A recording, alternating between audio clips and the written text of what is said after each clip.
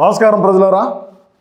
మన సాక్షిలో ఉండేటువంటి ఈశ్వర్ గారు ఏదో మాట్లాడుతున్నారు. లేట్ లేకుండా ఈశ్వర్ ఏం మాట్లాడుతున్నాడు ఇందాం. ఆ తర్వాత మనం వీడియోని తప్పకుండా విశ్లేషణ చేద్దాం. ఎందుకంటే మావిగాన్ అనే అన్న అంటే ఈడేందో ఇంకొక పేరు చెప్తున్నాడు. అంటే జనాలు అంటే మన జగనన్న చెప్పింది కరెక్ట్ అని నమ్మించేటువంటి క్రమంలో ఏ విధమైనటువంటి మాటలు మాట్లాడుతున్నారు అనే దాని మీద మనం ఒకసారి చర్చించబోయే ముందుగా అన్నగారు ఈయన మాటలు ఏందో విందాం.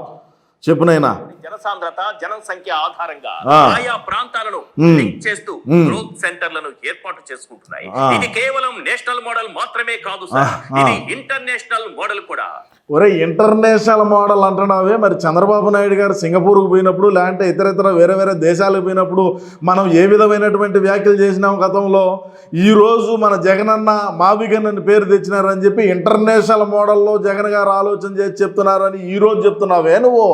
మరి చంద్రబాబు నాయుడు గారు అమరావతి రాజధానిని ఏ విధంగా నిర్మించుకోవాలా, ఏ విధంగా అక్కడ నిర్మాణం ఉండాలా, ఏ విధమైనటువంటి భవనాలు ఉండాలా, ఏ విధమైనటువంటి మౌలిక వసతులు ఉండాలా అని ఆయన ఎన్నిసార్లు చెప్పినా కూడా మరి సింగపూర్ తెచ్చాడంట, అది తెచ్చాడంట, ఇది తెచ్చాడంట అని చెప్తున్నావు. మరి నువ్వు ఈరోజు మరి ఇంటర్నేషనల్ మోడల్లో ఆలోచన చేసినాడు మన జగన్ అని చెప్తావు. ఇంటర్నేషనల్ మందులు వాడుంటాం, మనం ఇంటర్నేషనల్ ట్యాబ్లెట్లు వాడుంటాం, ఇంటర్నేషనల్ టానిక్ వాడుంటాం, ఇంటర్నేషనల్గా మనం స్మగ్లింగ్ మనం ఎదుగుంటాం. కానీ మనం ఇంటర్నేషనల్ మోడల్ ఇక్కడ కడతాం, ఇంటర్నేషనల్లో ఏదైతే ఉండదో ఆధారంగా వాళ్ళ ఆలోచనలు తీసుకొని మన అన్న ముందుకు పోతాడంటే ఎవడు నమ్మడం.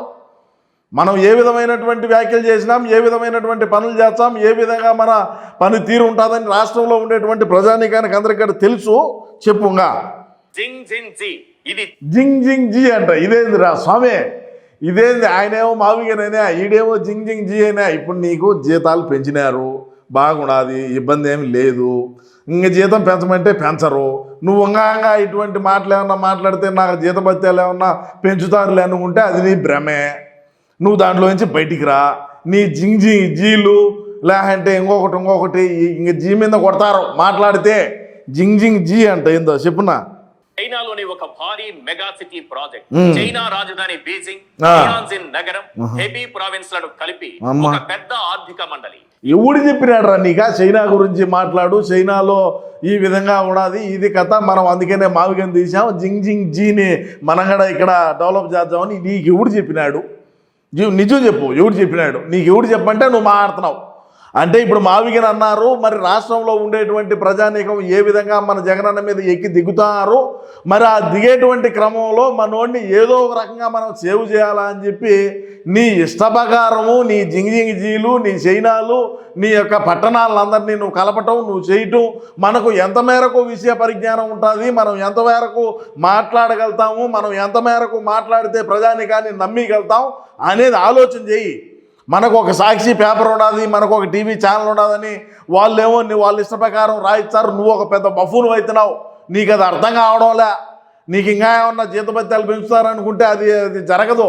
జింగ్ జింగ్ జీ అంట. గతంలో మరి మనం ఏ విధంగా మనం వ్యాఖ్యలు చేసినాం. సింగపూర్ నుంచి ప్రజాప్రతినిధులు వచ్చి, అక్కడ గవర్నమెంట్ వాళ్ళు వచ్చి మన అమరావతి రాజధాని ప్రాంతంలో వాళ్ళు పర్యటించినప్పుడు మనం ఏ విధమైనటువంటి వ్యాఖ్యలు చేసినాం, ఏ విధంగా వాళ్ళని ట్రోల్ చేసినాం. మొన్న బిల్ గేట్స్ గారు వచ్చే వాళ్ళ మీద ఏ విధంగా మాట్లాడినావు. ఈరోజు నీకు చైనాలో ఉండే జింగ్ జింగ్ జీ గుర్తొచ్చిందా? జింగ్ జింగ్ జీ ఎవడికైనా చెప్పరా వింటారు? నీ పనికి మాలిన మాటలు, నీ పకోడి మాటలు, నీ చెత్తగా నీ తపేలం బ్యాచ్ని పక్కన పెట్టాలి జగనన్న మనము. అందులోనూ మరీ ముఖ్యంగా ఈడో పనికిరాడు అసలే. మన సాక్షి టీవీ ఛానల్లో కూర్చొని మన డిబేట్లలో పాల్గొని మన జగనన్నను ప్రధానమంత్రిని చేయాలనుకునే వాళ్ళే మావిగన్ మీద ఏ విధమైనటువంటి వ్యాఖ్యలు చేసినారో మనం వివిధ మాధ్యమాల్లో, వివిధ ప్లాట్ఫామ్స్లో మనం చూస్తూనే ఉన్నాం గత 2-3 రోజుల నుంచి కూడా. నువ్వు ఈరోజు వచ్చి చైనా ప్రాంతంలో జింగ్ జింగ్ జీ, చియా సీడ్స్ అంటే ఎవడు నమ్ముతాడు రాయడా? ఎవడు నమ్ముతాడు మనల్ని? చెప్పుగా జింగ్ జింగ్ జీ అంటే ఏందా వాయమ్మ.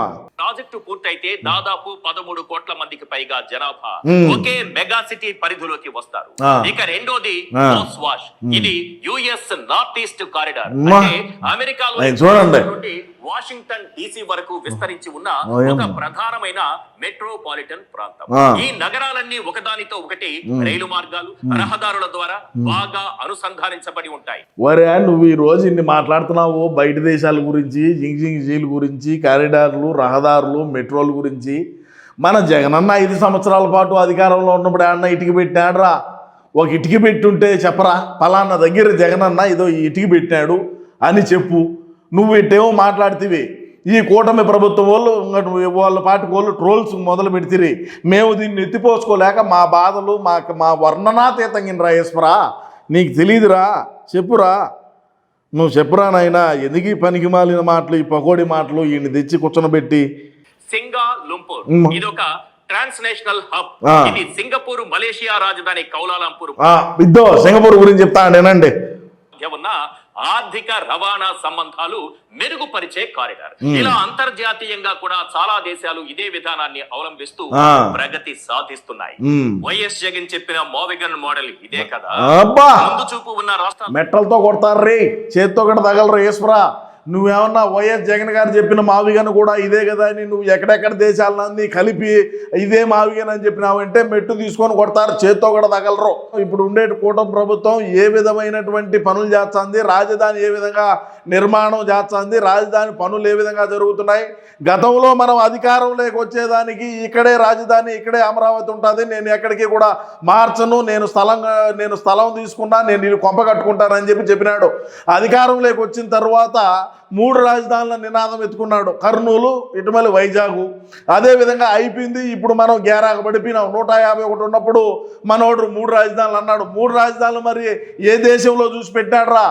ఆఫ్రికా దేశాల్లో ఏమన్నా 3 రాజధానులు కావాలా మనకు కూడా అన్నాడు కదా. అది కూడా చెప్పు. 3 రాజధానులు కావాలన్నాడు గతంలో. సౌత్ ఆఫ్రికా దేశాలు చూసి వాళ్ళు ఏ విధంగా 3 పూట్ల అన్నం తింటున్నారో, వాళ్ళు ఏ విధంగా ఉన్నారని చెప్పి చూసి మనోడు కూడా ఆలోచన చేసి అదే కోణంలోనే ఏడు కూడా పెట్టాలనుకున్నాడు. మరి రాష్ట్రంలో ఉండేటువంటి ప్రజానికం అంతా కూడా 11 స్థానాలు పడిపోయేట్టుగా మనోడిని చేశారు. చేసిన తర్వాత ఈరోజు మావిగన్ అనేటువంటి నినాదం తీసుకొని వచ్చి మావిగన్ పేరుతో మనం డెవలప్ చేద్దాం, మావిగన్ పేరుతో మనం ఇది చేద్దాం అని చెప్తా ఉన్నాడు. ఈ మావిగన్ని మరి బయట దేశాల్లో కూడా ఏ విధంగా కలుపుకొని ముందుకు పోయినారని చెప్పి నువ్వు ఈరోజు చెప్తున్నావు. మరి రాష్ట్రంలో ఉండేటువంటి ప్రజానీకం మెట్టలతో కొడతారు, జాగ్రత్త. ఆ రోజేమో మనం అక్కడే ఉంటుంది అమరావతి రాజధాని, వేరే ఎక్కడ మార్చేది లేదు, మాకు పూర్తి మేము మద్దతేను, మాకు ఎటువంటి ఇబ్బంది లేదన్నారు. సాక్షాత్తు మంగళగిరిలో నిలబడుకొని కూడా అక్కడ ఉండేటువంటి ప్రజానీకానికి తెలియజేసినాడు మన జగనన్న. ఆ రోజుల్లో కడిగే రోజుల్లో, తుడిసే రోజుల్లో. మరి అయినాక అన్నీ చేసినాడు. నువ్వు ఈరోజు వచ్చి చింగ్చాంగ్ చియా సీడ్సు బొంగు బోషాణము నీ పకోడి మాటలు మాట్లాడితే ఎవడు నమ్మేటువంటి పరిస్థితుల్లో లేరు. రాష్ట్ర ప్రజానీకం అంతా కూడా మనకన్నా బాగా తెలివిగా ఉన్నారు, మనకన్నా బాగా భిన్నంగా కూడా ఆలోచన చేస్తున్నారని నేను ఈ సందర్భంగా తెలియజేసుకుంటూ, ఏది ఏమైనప్పటికీ ఈశ్వర్ మాట్లాడేది అన్న ప్రధానమంత్రి అయ్యేదానికే, నేను మాట్లాడేది అన్న ప్రధానమంత్రి అయ్యేదానికే. కానీ ఈ లోపాలు ఉంటే మనం వాటిని ఇటు మాట్లాడొద్దురా, ఇట్లా సరి చేసుకుందాం అని చెప్పి తెలియజేసుకుంటూ ముందుకు పోతాం. ఖచ్చితంగా మేము అన్నను ప్రధానమంత్రిని చేసుకునేదాకా మా ఈ పోరాటం ఎట్టే కొనసాగుతూ ఉంటుందని కూడా నేను ఈ సందర్భంగా తెలియజేసుకుంటూ నమస్కారం.